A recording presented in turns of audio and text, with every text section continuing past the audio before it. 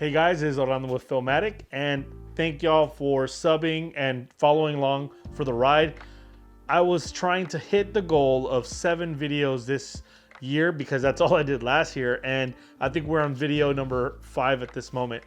If you're enjoying the content, we have 2 other cool videos after this one that show you down and dirty how to get stuff done.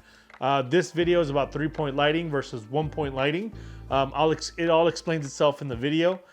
Thank y'all once again. If y'all enjoy, please sub and share this. Let people know that, hey, I'm here and I'm pushing the content and we're gonna be hitting it hard this year. All right, guys, take care. Peace.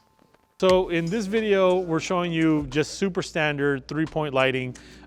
This is what I would call more broadcast mode. Right now, if you see, I'm in his fill light. We have our key there, fill here, and then back we have this rim light. So you'll see this kind of setup in more things like, whenever they're doing sports docs, even true crime stuff, they'll always have like this standard, what they call 3-point light kind of setup. It comes from the TV days, just making sure the subject was separated. Back then, the sensors were so small that you needed some kind of separation. So you would see this rim light always hitting from the back.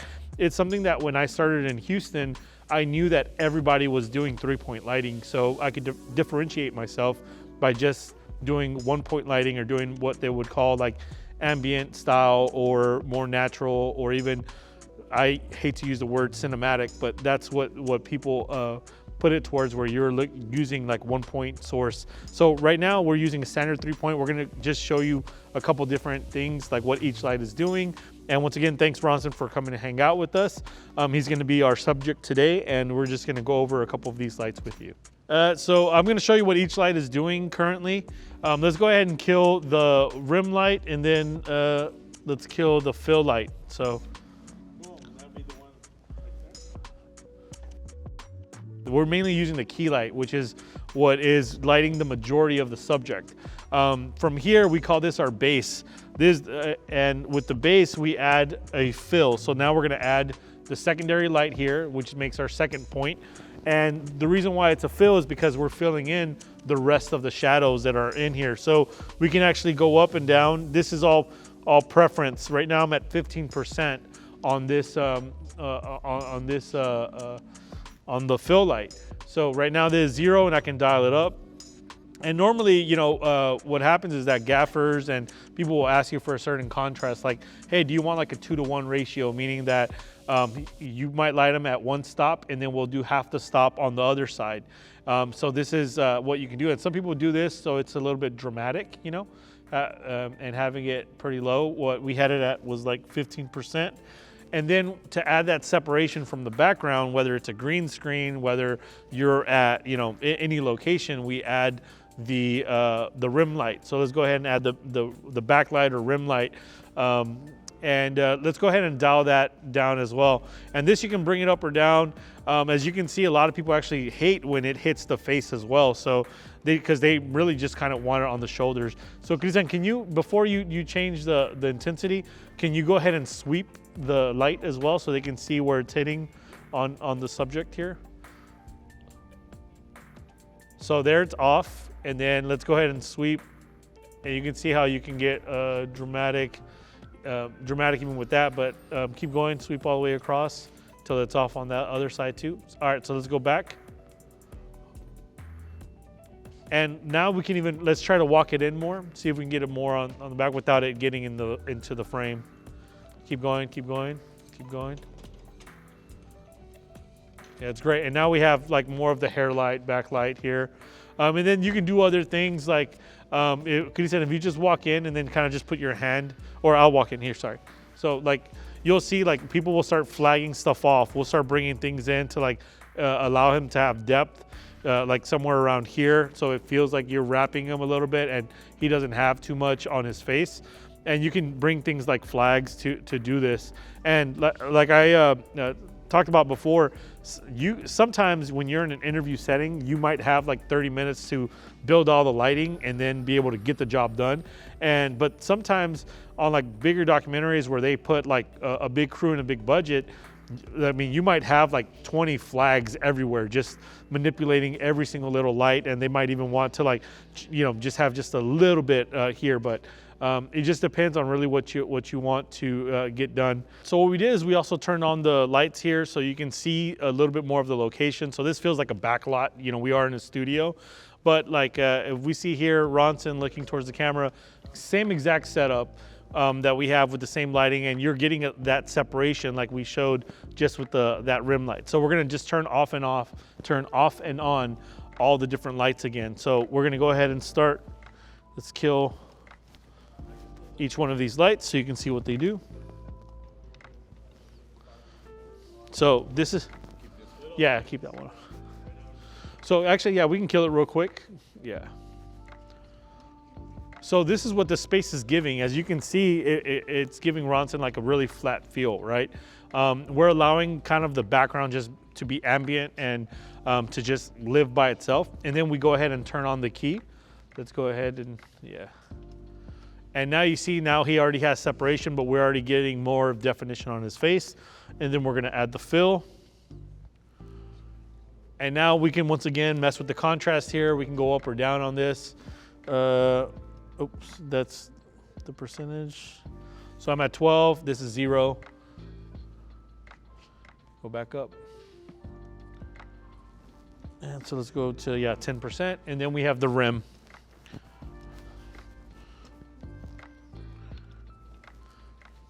And pretty much you can do this basic setup for anything. And we're using, like normally, we don't even use a Nova in this situation. We normally have like a 600D, 300, and then like a Nova or an Amaran in the back, like one of the F22Cs. So here it's cool because my brother just kind of grabbed whatever and just made it happen. And I guess this is the approach that most people will take, that as long as you have two different keys, one that will be your main source of light, and then another one that can be equal to that or less value for your fill, and then you have that rim that can give you a little bit more exposure or separation from the back.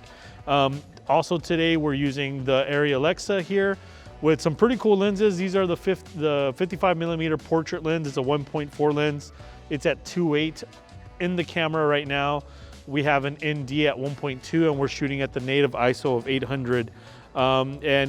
It's cool because, I mean, this looks, it looks like $1 million, you know, very simply, and that's because you are using some high-end lenses and equipment, and you're using very basic lights in that sense. But you can do this to separate your subject from your background anywhere, and not just that, you can also do the studio setting like we did earlier.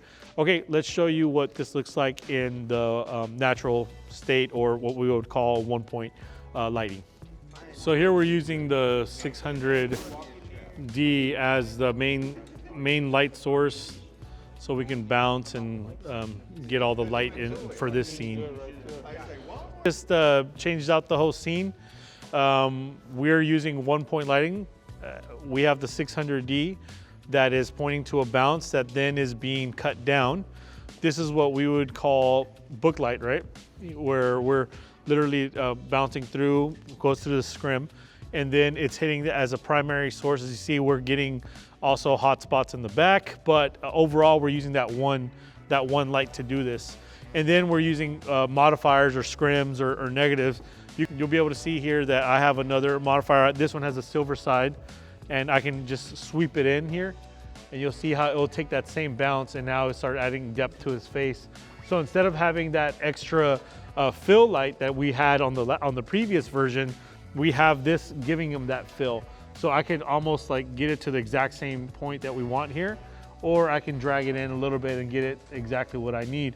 And then I can also just kind of twist it up and down, so I can just get a little bit of shimmer or get more. As you can see, it's affecting a couple things, and we just keep adding more and more. The other thing is I can do just the white bounce instead if I don't want the shimmer. We can do that too, and then we can get it to a degrees that we want. The other cool thing about this is that we can swap it out and bring in a negative, and then I'll have Christian just hold it up here. You'll see how if we want to contrast it more, you can walk it in. As long as you don't see it in the frame, like it can be next to his face, and you can see how much more contrast there is. So go ahead and back it off completely, Christian.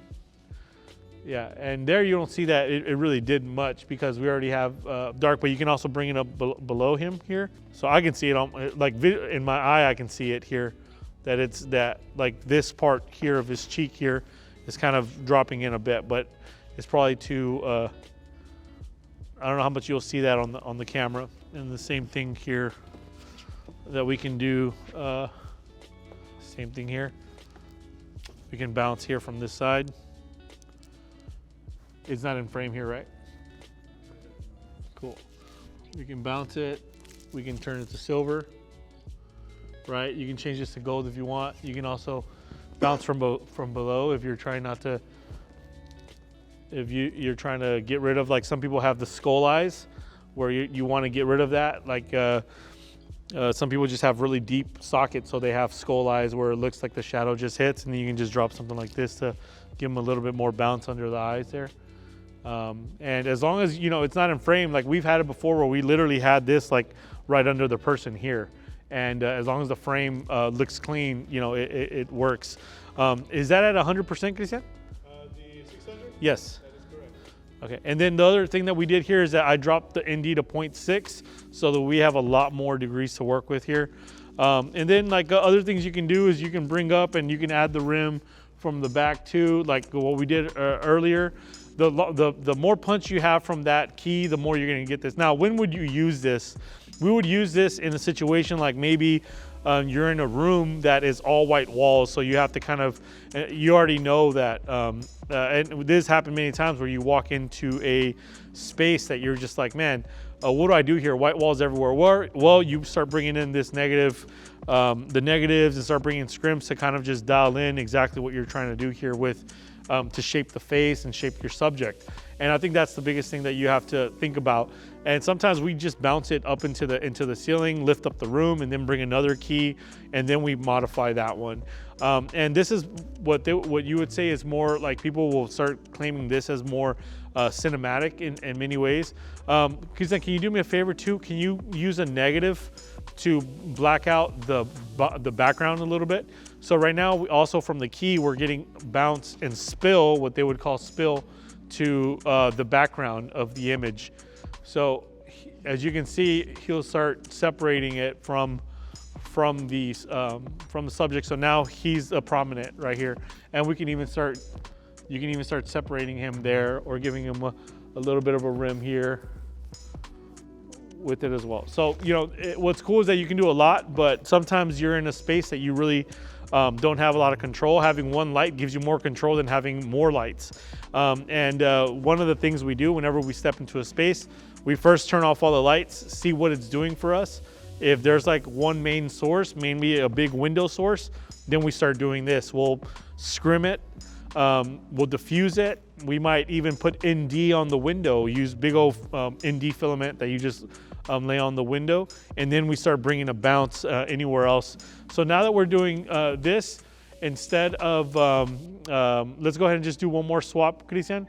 Let's go ahead and bring that bounce on this side, and then let's have that diffusion hitting him straight up. So this is mimicking, you know, this is mimicking what you would say is like a window, you know, that's coming in through the side. And of course, right now it's more of a studio light, but window coming, light coming through a window. And since you can't, you know, book light that, you can go ahead and add that bounce on this side. And once again, you can get it as close as you want, as long as it's not in the frame. And then you're kind of dialing in what you need from that side. But you can do that, and sometimes you will want that negative. If it's too much light, then you will want that negative side. Where do I have that one? Right.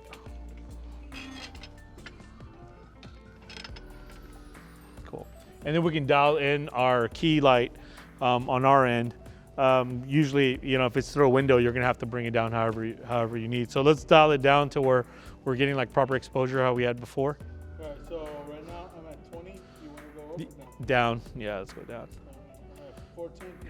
Yep.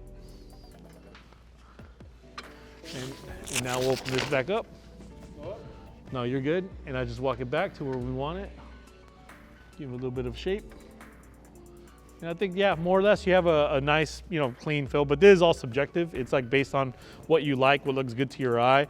Maybe you're already jumping on from a project that someone else did. Just look at their ratios, see what they're using. Maybe it's something that you get to design, and yeah, just go with, you know, what you like and what feels good to you. Cool.